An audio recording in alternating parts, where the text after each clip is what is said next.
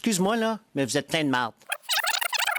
Je pose la question, est-ce que M. Lacroix ou M. Bourdon, vous avez fait des analyses sur les impacts, soit de l'anglicisation ou des autres langues sur les communautés internationales, par exemple en France ou en Belgique, en Wallonie-Bruxelles, pour être plus précis, parce que vous avez des propos qui sont pas mal extrémistes, si je peux le dire.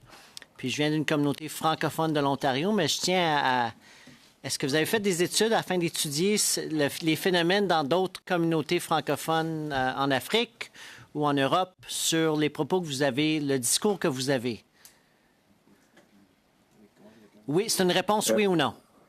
C'est simple. Est-ce que extrémiste, c'est un langage parlementaire?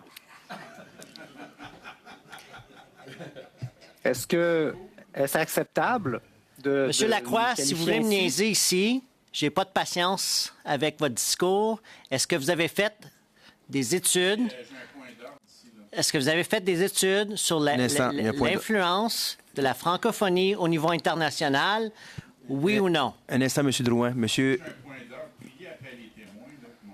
C'est inacceptable.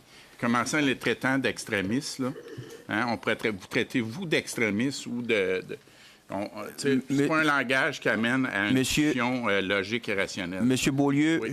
Il y a 3 microphones ouverts, là. Vous savez, pour les 3 microphones ouverts. Monsieur Beaulieu, merci de votre intervention. Merci, M. Drouin.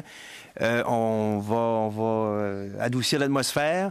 J'ai compris, M. Drouin, quand vous disiez extrémiste, c'était la position et non les personnages, mais vous pouvez peut-être reprendre ça. Moi, je pensais que vous faisiez allusion, en tout cas dans mon esprit, c'était à la position extrémiste et non la personne qui était extrémiste, mais j'ai arrêté l'horloge, là, parce qu'il y avait un point d'ordre à 1 minute 13, donc je vous laisse continuer. Écoutez, M. le Président, j'accuse pas personne d'avoir une position de cette façon. Tout simplement, j'essaie de comprendre la réalité parce que je suis président de l'Assemblée parlementaire de la francophonie au niveau international. J'ai des discussions avec mes collègues au niveau de l'Afrique. J'ai des discussions au niveau mes collègues au niveau de la France. Et le problème de l'anglicisation se passe réellement en France, même s'ils sont un pays libre, indépendant. Ils ont les mêmes problèmes que nous faisons face. Alors, j'essaie juste d'avoir une conversation intelligente envers le discours de la protection de la langue française. Alors, je pose la question à mes collègues. Est-ce que vous pensez vraiment que le gros problème de l'anglicisation au Québec, c'est McGill puis le Collège Dawson? C'est ça j'essaie de m'attaquer, là. On va-tu faire cette attaque-là à ça ou on va réellement attaquer le problème? Donc, si je peux revenir dans un domaine de rationalité puis répondre à ceci. Non, moi, je me suis intéressé à la situation du Québec. Puis, ce qu'on voit, c'est que Statistique Canada, donc un organisme probablement extrémiste à vos yeux, a prouvé que les institutions bilingues avaient une très, très forte incidence sur l'anglicisation des francophones et des allophones au Québec. Statistique Canada, l'OQLF, l'Office québécois de la langue française, a fait des études aussi qui ont corroboré ça. Donc, toutes les données convergent en ce sens. Et moi, je suis au courant d'aucun État, aucune province au monde qui est dans la situation du Québec. Il faut savoir qu'en Flandre, par exemple, les universités de langue française ont été fermées en Flandre. Et même chose en Wallonie, les universités flamandes ont été fermées dans les années 60. Donc, puis c'est la situation aussi en Suisse où c'est le bilinguisme territorial qui est appliqué. Donc, moi, ce que je pense, c'est que le Québec est dans une situation anormale par rapport aux autres États sur la planète. Donc, si vous qualifiez cette position d'extrémiste, en fait, ce que vous êtes en train de faire, c'est de qualifier la Belgique, la Flandre, non, en principe, monsieur Lacroix, en principe, ce que je suis en train de vous dire, c'est que si vous pensez que parce que McGill ou Dawson apprennent de l'anglais à Montréal, qui anglicise le Québec au complet, vous êtes dans le champ de patates. Puis pas à peu près. Je suis franco-ontarien. J'ai des universités anglophones à plein à bout. Puis je trouve ce discours-là insultant, puis qui manque de respect intellectuel envers la réalité, ce qui se passe au niveau international. Nous sommes 321 millions d'interlocuteurs francophones.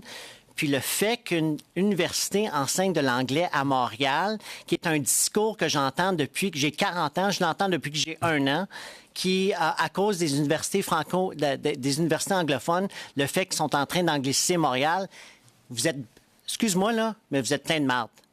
Puis là, je vais retirer mes propos, mais vous êtes dans le champ. Il faut avoir un discours respectueux envers les faits qui amènent ce que le poste second. Monsieur le Président, vous voulez me couper la parole? Oui, c'est beau. Je vous coupe pas la parole. Je vais aller pour vous dire, c'est pas du langage parlementaire, mais vous êtes repris avant que je le dise. Donc, continuez. Allez-y. Il vous reste... Oui, allez-y. J'arrête l'horloge. Un instant, M. Lacroix. Un instant, M. Bourdon. C'est l'intimidation des témoins. Monsieur Beaulieu, encore une fois, c'est pas souvent que ça arrive au comité des langues officielles que ça chauffe comme ça, mais en raison des derniers avis qu'on a reçus, s'il vous plaît, un microphone d'allumé à la fois. Monsieur Beaulieu, je vous écoute. Bien, c'est ça. Moi, je trouve que c'est totalement inacceptable.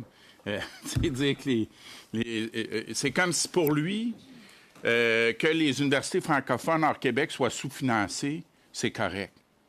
Puis que les universités anglophones au Québec soient surfinancées. Mais monsieur Beaulieu, monsieur Lacroix l'a bien nuancé tantôt. C'est un des facteurs. Monsieur Beaulieu, oui. S'il vous plaît, un instant. Allez-y avec le point d'ordre. C'est ça. C'est que je trouve monter le ton, traiter les invités de plein de merde, tout ça, c'est vraiment... c'est du Québec bashing qu'il est en train de faire. Puis c'est exactement ce qu'on voit souvent chez les libéraux. Si on veut un financement équitable, on agresse ou on est extrémiste.